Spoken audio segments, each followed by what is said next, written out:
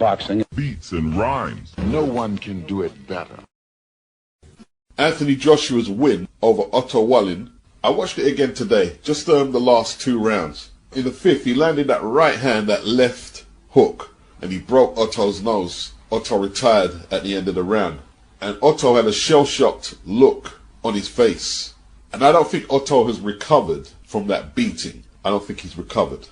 Well, there he is, Otto all in Wallin. This is the man who has approached this week with so much confidence. Every time I've spoken to him, I believe him. He thinks he can beat Anthony Joshua on Saturday night. 100% he does. He's had loads to say in the build-up to this fight. You know, he's talked about how he feels like Joshua's mentally fragile, how he's mentally weak, how he's never really got over that defeat against Ruiz. This is stuff that Anthony's heard before numerous times, but I don't think he was necessarily expecting it from Otto Wallin because he feels familiar with him because of the amateurs and the sparring.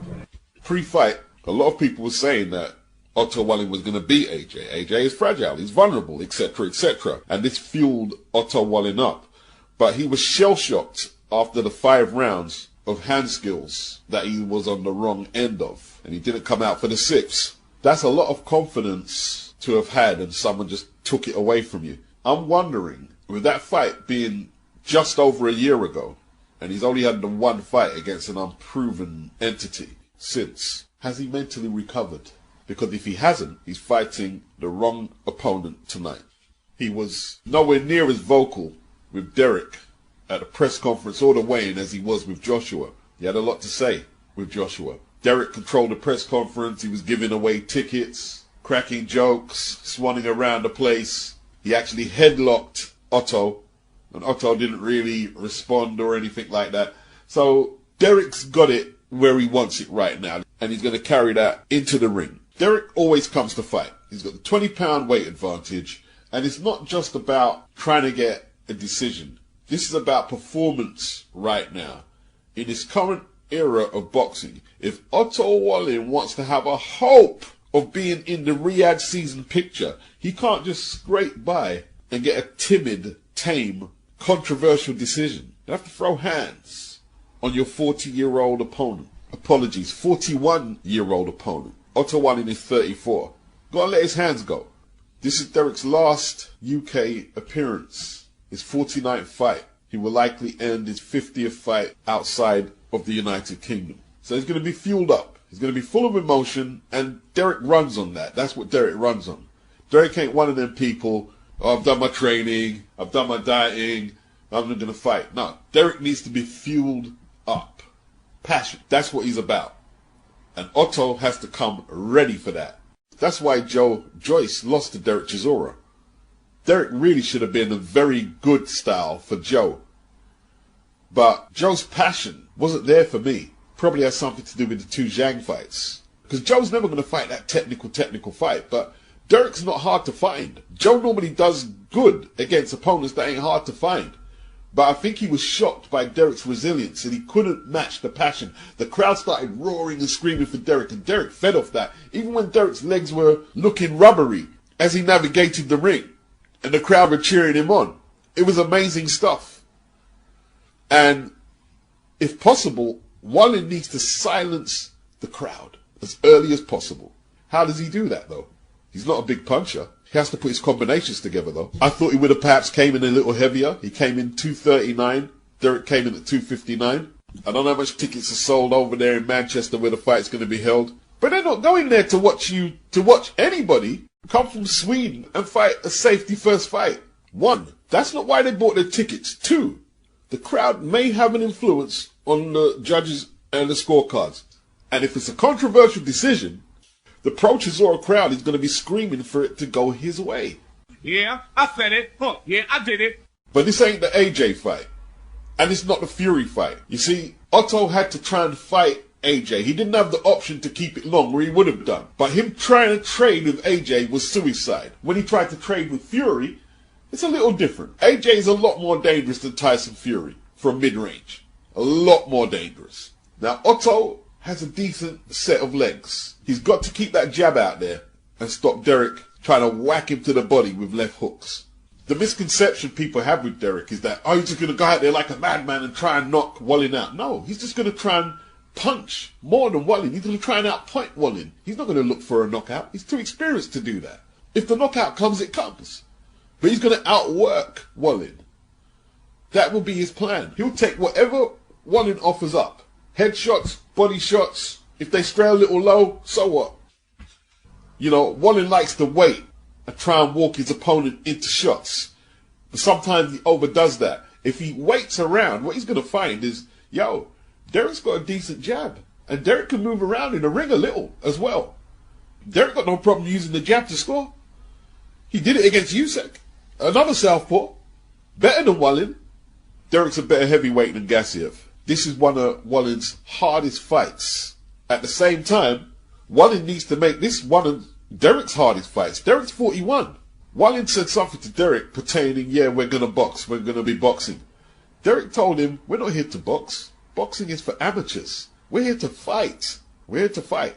Can Wallin summon up that beast and upset Derek Chisora in his backyard is the question. I'm not so sure. I think it's going to be a contentious decision. I think Wallin has a good set of legs on his day. He has length and leverage on Derek. Derek is going to have to chase Wallin a fair bit like he did Gerald Washington. And Wallin should be able to catch him on the way in. But can he keep him out for long enough is the question. Wallin had to take this fight. He had to take this fight. Where else is there to go for Otto? Derek summed it up. Derek spelled it out. We're going to fight. We're going to fight. Boxing was against Anthony Joshua. Joshua boxed. He boxed. Derek wants to take it to the trenches. Derek's been very vocal about the fact he believes Otto Wallin hasn't got that dog in him. Do you go along with that? This is boxing. It's not a dog fight. So there's different ways to win a boxing match. See, Derek engaging with the fans, engaging with the media, telling stories, making jokes. He was giving tickets away. What Derek is basically doing is trying to get the crowd on his side and put the feelers out there. Nobody wants to see you running around the ring. It's going to be a fight. So, as Dillian said, it's not a dog fight. It is boxing. And Derek's trying to bully Otto before a punch is thrown. He's trying to bully him out of a potential winning strategy, which would be boxing, keeping range, and tying up. I don't know how effective Otto will be at tying Derek up. He's 20 pounds lighter, and Derek is pretty strong.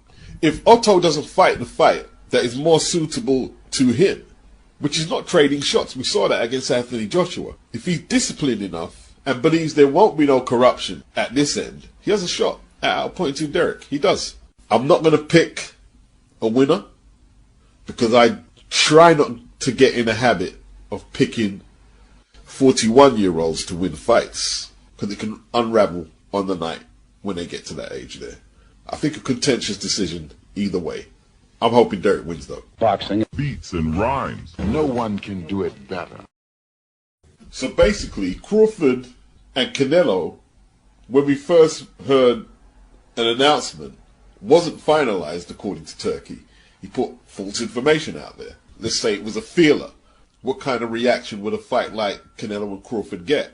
And then when he heard that Canelo was fighting Jake Paul, he called up Canelo, and within 5 minutes they wrapped up a 4-fight deal. A lot of people are saying, oh well, he's admitted he's a liar. If he lied, he didn't have to admit he lied. He came out and said he lied. The whole point is, he's tied up the Crawford and Canelo fight now. People talking about he can't be trusted. I will be honest with you. I start in the last 48 hours giving wrong information to everyone. Listen, until he stops delivering fights, then I'll have something to say about it. He had a strategy, right? Whatever his strategy was, he put it out there. He was in talks with Canelo, he was in talks with Crawford. So he put the feeler out there. Then Canelo and Eddie Reynoso, hey, they saw an opportunity where either they're going to cake off crazy against Jake Paul on Netflix, or they're going to cake off crazy with the Saudis. Major power move by Canelo. Gotta give him his due. I'd like to see Jake fight Tommy Fury, if Tommy's got the bowl. Let us move on. So Canelo is scheduled to fight in May. Jamal Charlo was mentioned. Bruno Sarase, who knocked out Jaime Munguia. He's world ranked on the strength of that win December last year.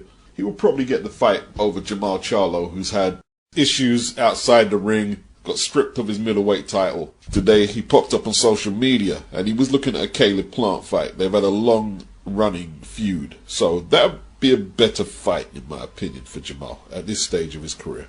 If all goes to plan, Canelo will fight Crawford in September. If he defeats Crawford 2026, the last 2 fights of the 4-fight deal, I'm sure Turkey is going to try and make the David Benavidez fight. It's an ambitious deal because you have to allow for injuries, pullouts, and possible upsets. Sour Grapes from Jake says no matter how much money they spend, they won't be able to make a bigger fight than me and Canelo, or as he called Canelo, Canelito. That irked them to the core. And don't say Conor, he's more washed than a laundromat. Dummies could have made Canelo's September fight so much bigger by letting us do our thing, and me taking his name to the masses. But they knew I was going to KO his little ass. Well, here's the thing. Does Canelo really need his name to be any bigger? He's getting the money he wants from Turkey, and Jake's the only one complaining. Canelo's not complaining that the fight can be bigger, it's Jake complaining. So we'll have to see what Jake's next move is. And as for the last comment about they knew I was going to KO his little ass, that's just Jake being Jake, innit? The bottom line is the bottom line, if you get what I'm saying. And how it started was the Jake Paul-Canelo fight was worth more than the Crawford fight. And then Turkey said, no, Canelo, the Crawford fight is actually worth more to you than the Jake Paul fight. I finished the deal in 5 minutes. I called Canelo directly and I said to him, hello, brother, you know this fight will damage the pictures and the idea about our plan. And honestly, I think Canelo too young to take this fight. You can have it after 30 years. Right. When he is 60. It's going to take your L on this one, Jake. It is what it is.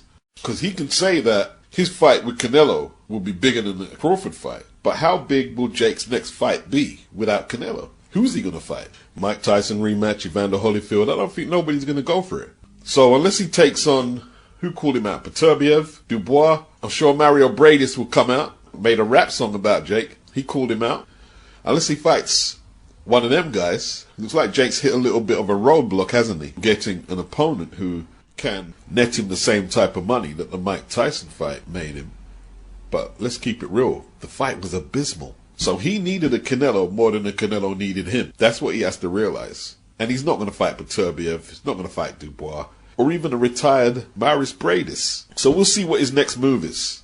Probably going to wrestling with his brother or something. I mean, outside the one fight with Jake Paul for Canelo, what else could Jake Paul offer Canelo? Turkey's got a 4-fight deal lined out for him, all very lucrative. In my opinion, Canelo messes Jake Paul up in the ring, so there'd likely not be no need for a rematch. Turkey's offered Canelo a safety blanket basically into 2026, something Jake couldn't offer him. Jake's run out of dance partners. More than likely he would have put Amanda Serrano on the undercard of the Canelo fight, like he did when he beat Mike Tyson. But that's not happening right now. So right now, Amanda Serrano is negotiating with Matchroom for the trilogy with Katie Taylor. DAZN have the platform, they've got the fighters, and Katie only has a few fights left in her career. And they won't want Katie fighting anywhere else except on DAZN for them last few fights. April the 19th, it looks like Ben Shalom is going to get his way. He's went back and forth with Frank Warren about staging the rematch between Ben Whittaker and Liam Cameron. Fraser Clark to be on the undercard. Not confirmed. Not confirmed. Frank probably got more pressing interests like his DAZN debut.